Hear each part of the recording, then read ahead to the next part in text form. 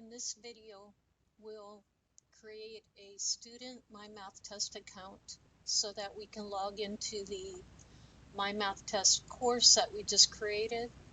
And then I'll quickly show you how to navigate the student account. So here what I've done is I've copied the program ID. Again, it's blurred so that you don't see it. And I'll need this program ID in order to register as a student. I'm also going to need a student access code, which is provided for our students for free. So this does not cost the student anything. So I'm going to MyMathTest.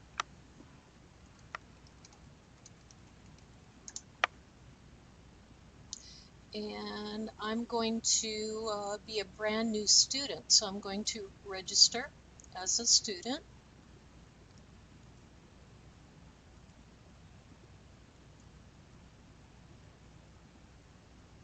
Register as a student.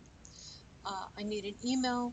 I need the program ID, that's what we created, and the access code, which is provided to the student, and I'll show you where that is in just a minute. So I'm going to register. I do have an access code. And I'm going to agree to the license. And I'm going to say I don't have a Pearson account. Some of your students might have a Pearson account and they'll be able to log in. But here I am going to create an account, and I guess I'll create one for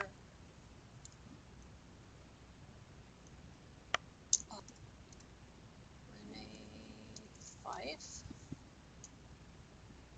see if that's available. Good. And then my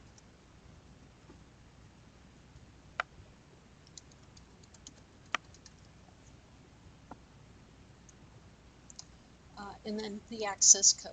The access code is on our quick reference guide, which everybody should have, and it's on, I believe, page 6 or 7. So I'm going to navigate here. This is how to create your MyMathTest course on page 6. On page 7, this is what you would give your students. And this access code, again, you can't see it on the video, but on the actual document you have this. I'm going to copy the student access code.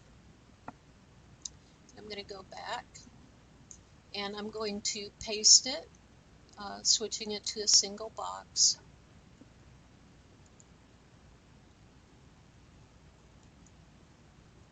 There we go. Okay. Then set up your account. Now you want to make sure you do not use your instructor account. Otherwise, it changes your instructor account to a student account.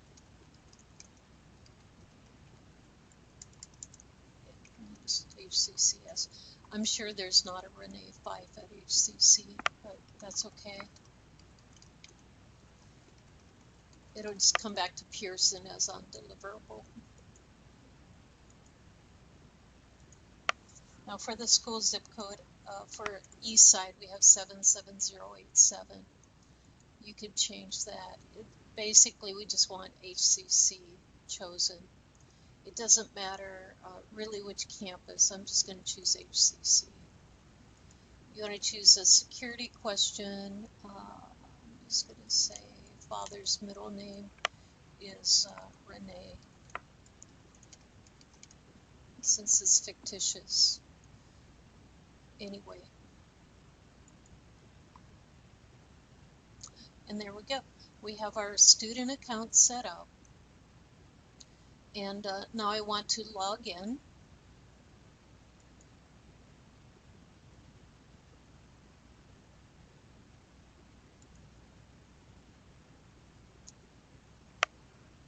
Login was Renee.5. Password.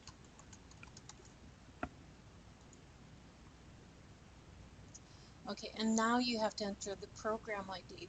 This is the program that you created. I'm going to go to Word. So I copied it right here.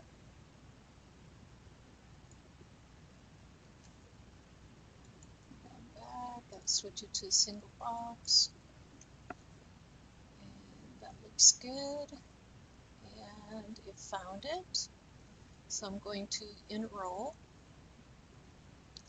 And there I am as a student into the class. It's that easy to enroll into the class.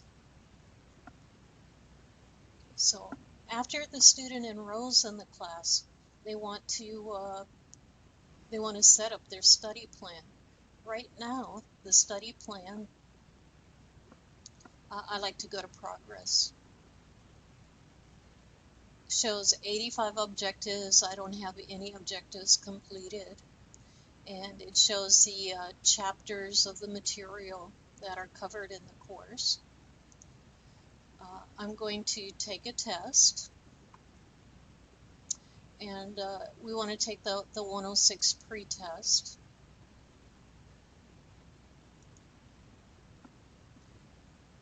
There are 2 tries given, 2 attempts, because just in case something goes wrong the first time. These are relatively short tests. I'm not really going to take it as a student. I'm just going to select A for all of my answers. So select it, submit an answer. Oh, I'll say half of 4 is 2. I know that's not the right answer.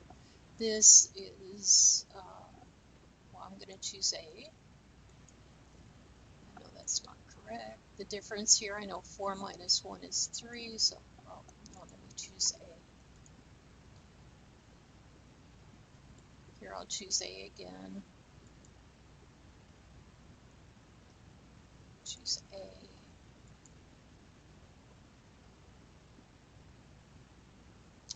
And I'm done. Took me 37 seconds. It should take your students a bit longer than that. This test does affect the study plan score. Some students may have more questions. I'm guessing I did very poorly, and it placed me at the lowest level. I can go to my results, and it really doesn't tell me anything on the results. As an instructor, you can look at that. I'm going to do the work in the study plan. So now if I go to progress, gosh, it shows I didn't test out of anything. I can start with multiplying and dividing fractions. And in order to get credit, in order to earn mastery points, I have to take a quiz. But if you try to do a quiz without practicing, it usually tells you that you need to practice before you can take a quiz. Not sure why this is letting me. Anyway, what fraction of these 11 shapes are diamonds? I know this is a diamond and only 2 of them are out of a total of 11 shapes. So let me submit. I don't want to submit the quiz. I'm going to go to the next question. And each of these objects is divided into equal sections, and part of each object is shaded. I want 2/6 shaded, so that's A.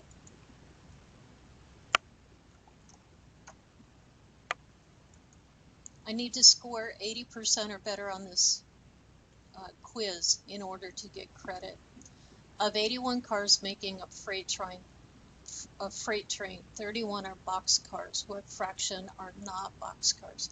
So I know 81 take away 31 is 50 divided by 81. And which figure represents 4/4? And the shaded part of the fraction is 4/4. So that's 3. Anything else? and one more. Which object represents 2 7s? They're all 7s, and the one with 2 would be C. Okay, and now I can submit the quiz. It says that they're all right. I can review them if I need to. I'm going to go straight to the study plan and to progress. And see, now it's given me 1 mastery point for 2.1. There are 4 quizzes that I need to complete here. So I'm going to go back to 2.1. Only 3 objectives remain because I completed one. If I do a quiz on numerators and denominators, and if I really don't know what numerators and denominators are, so if I say the numerator is 3 and the denominator is 2, in this case I only have 2 questions. And if I say the numerator is 14 and the denominator is 17, and then submit, it should give me a 0. And notice if I go back to the study plan to see my progress, I still only have 1 mastery point for section 2.1, but clicking 2.1, I can't go back and take a quiz. I have to go and practice at least 1 question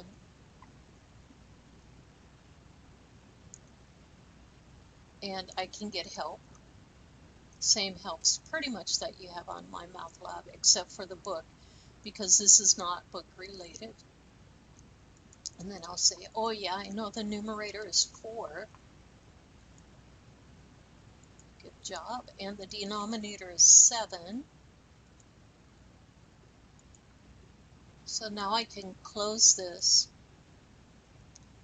and go back and take a quiz on numerators and denominators. You have to practice at least 1 question. And now I know of 6 7ths, the numerator is 6 and the denominator is 7. And of 11 tenths, the numerator is 11 and the denominator is 10. Good job, 100%. I've mastered it and earned a mastery point. So if I go back to my study plan and see my progress, now I have 2 mastery points. Shows up here as 2, and then under 2.1, you've got 2 out of 4. So my recommendation is the first week you're going to cover fractions. You're going to cover all of these objectives. Now, some of you might have a Monday, Wednesday class and you don't have time to cover all of them, but at least you should cover these 7 objectives for multiplying and dividing fractions.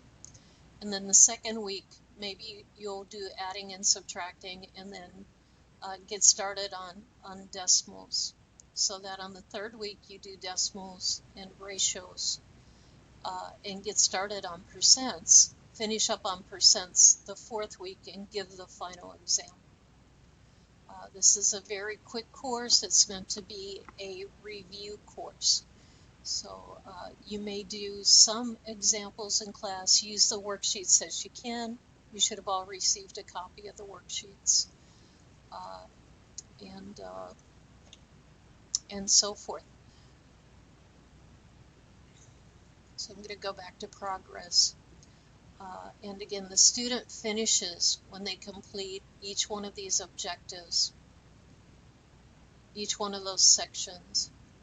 In some cases, I know there's one section that only has 1 objective in it. Or when they complete all 85 mastery points.